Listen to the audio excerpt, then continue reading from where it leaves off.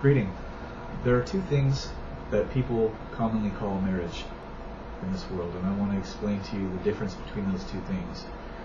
Actually, marriage is a generic word. It just means the joining of two or more things together. If you look it up in the dictionary, that's what it will tell you. In fact, my mother was a food server for many years, and when I talk to her about this, sometimes it reminds her of how they used to say that they were marrying the ketchups, because they would put one bottle on top of another with that little plastic thing that joins them together so that one could drain into the other, and they were marrying the ketchups. So the word marriage is just simply a word that means the joining of two or more things together.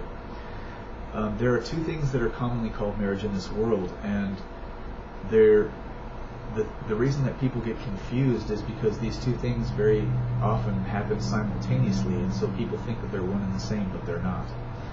So in this video, I'm going to try to keep it short, but I'm going to try to explain to you concisely and perfectly exactly what these two things are and what the difference is, so that you'll have a better understanding of exactly what's going on here, and the big picture will become clear to you.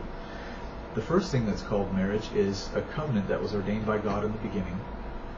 Okay, it's written that God made man male and female, and as he said, "For this cause shall a man leave his father and his mother, and cleave unto his wife, and they twain shall be one flesh." And Jesus, when he came in the flesh, he said, "What therefore God hath joined together, let not man put asunder." This is a covenant whereby a man and a woman become one flesh through the covenant of marriage. And it begins by the man asking the woman to be his wife, and she says yes, and they become betrothed. And when they're betrothed, they are husband and wife, but yet their marriage has not yet been consummated.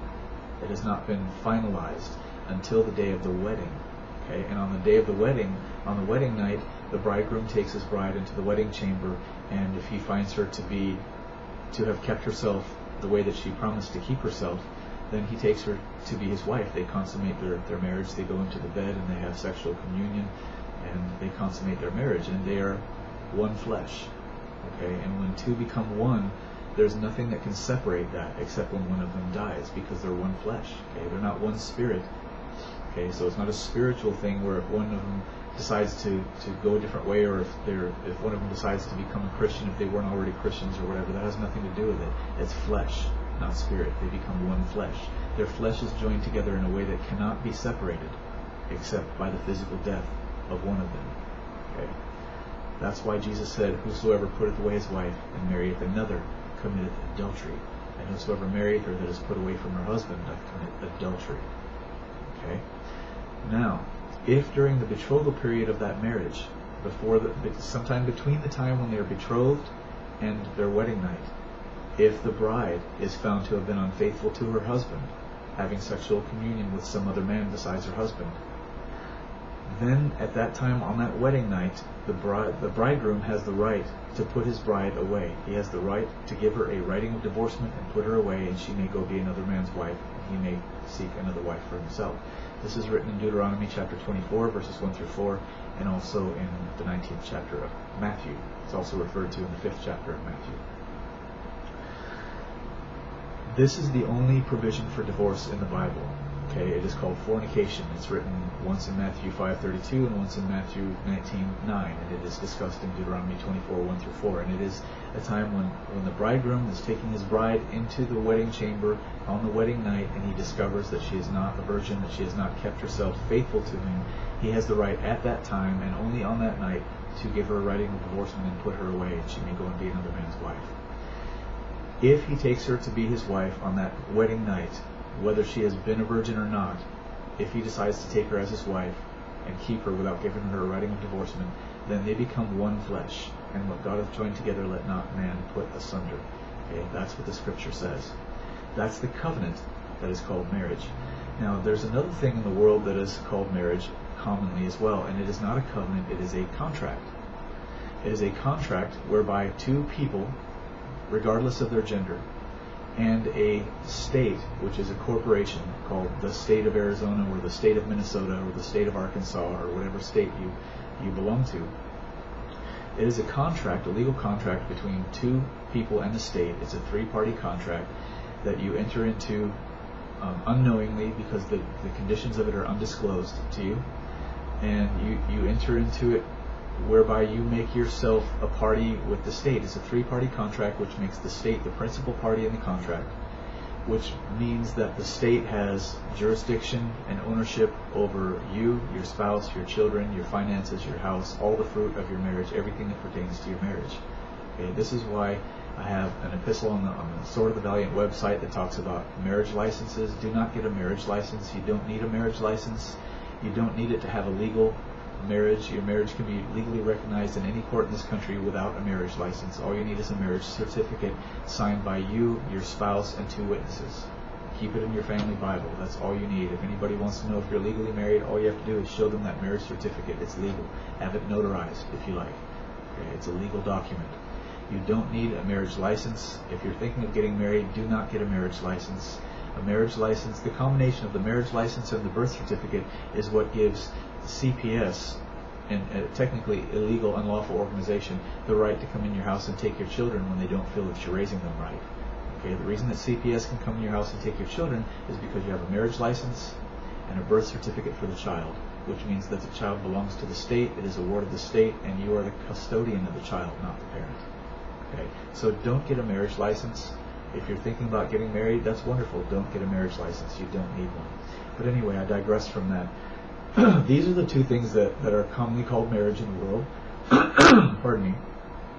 And the reason that people get them confused, this covenant and this contract, is because they generally both happen at the same time. When you stand before God with your spouse and make vows to one another to become married to each other, at the same time that you're making a covenant before God, with God, you're making a contract with the state, because the man or woman who is performing this ceremony is an agent of the state. You have likely already gone down to a government office and paid for a marriage license, paid to ask the state's permission to marry, which you don't need, and are entering into a contract. And at your marriage ceremony, not only are you going to make vows to your wife or husband and take that person in a covenant, but you're also going to sign a contract. This contract that this state agent is going to provide for you, and when you sign that contract and 2 witnesses sign that contract, then the state agent gives you part of the contract and he takes the other part and submits it to the state. Okay, and these 2 things are happening at the same time on the same day, so that's why people get confused, but they really are 2 very different things, independent from each other, that have nothing to do with each other. One is a covenant that you make between you and your spouse and God. The other is a contract that you make between you and your spouse or your partner and the state. Okay, that's why sodomites can say that they're married to one another, because they have, these 2 men say that they love each other, or whatever perverted thing they say, and they say, well, I love Frank and I love Larry and he's my husband and we have a contract, we're married, we have a marriage license. Well, what they have is a contract with the state. They become joined together in a contract, a legal contract, with a corporation called the state of Arizona, the state of Michigan, whatever state they live in. So they're in a legal contract that they call a marriage, but they're not married to one another in the sense of the covenant that God has ordained for a man to cleave unto his wife and they become one flesh. Okay, that's the difference. Okay, so when you take, if you're a man, you take a wife. Okay, you make vows to her, you take her into the marriage bed, you become one flesh. That has nothing to do with the state that you live in. Okay, if you get a marriage license, you ask the state's permission to marry this woman, and they grant you this permission graciously, which nobody needs to grant you permission to marry somebody.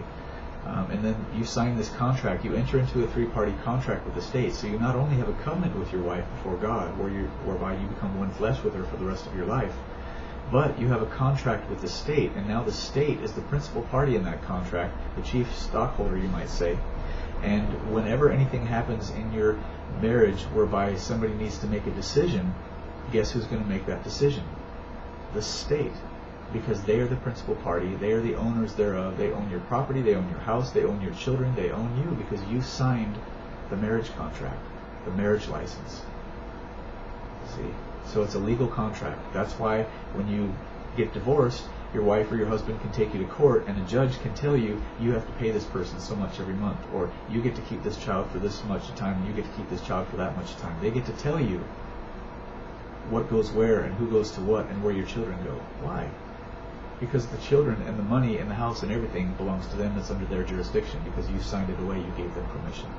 Okay, it's a contract. It has nothing to do with a man and a woman becoming one flesh. So I think I've explained this about 3 or 4 times, and hopefully I've gotten it through to all those of you out there who are watching this.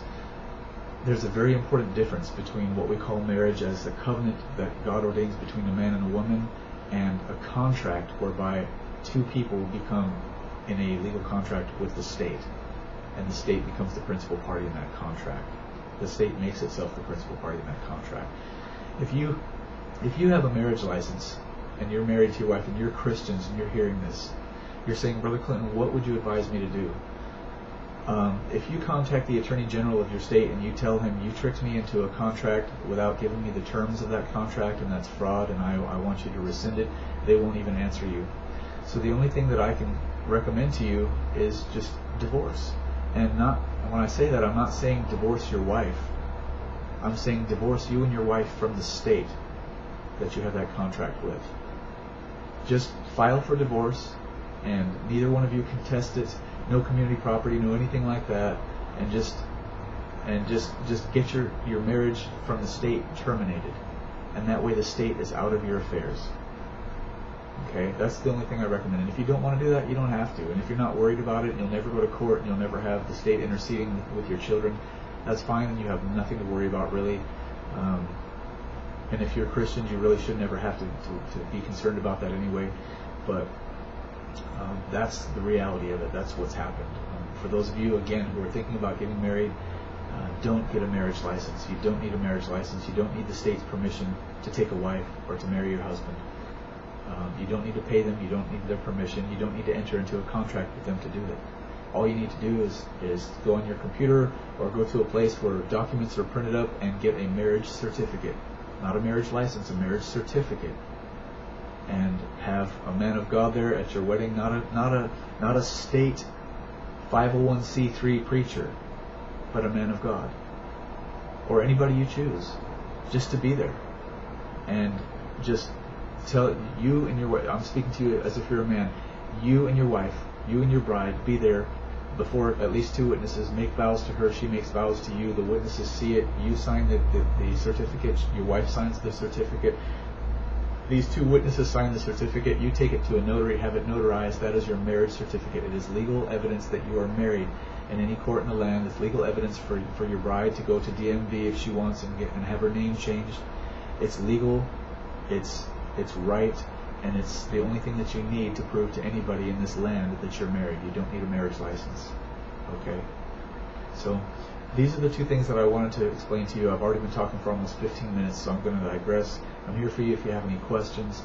And this is very important for you to know, because so many are confused in the churches about divorce and remarriage, and so many questions about marriage and what makes a marriage. And so this is going to set the foundation, and I'm glad that I've been able to share these things with you, and I hope you've listened well. I know that I talk kind of quickly sometimes because I want to get it all in, so you may have to watch this video again. That's okay. You can do that. You're in the privacy of your own home. Nobody's going to know. So I love you in Jesus' name. I'm here for you if you have any earnest questions. And write to me. Let's talk.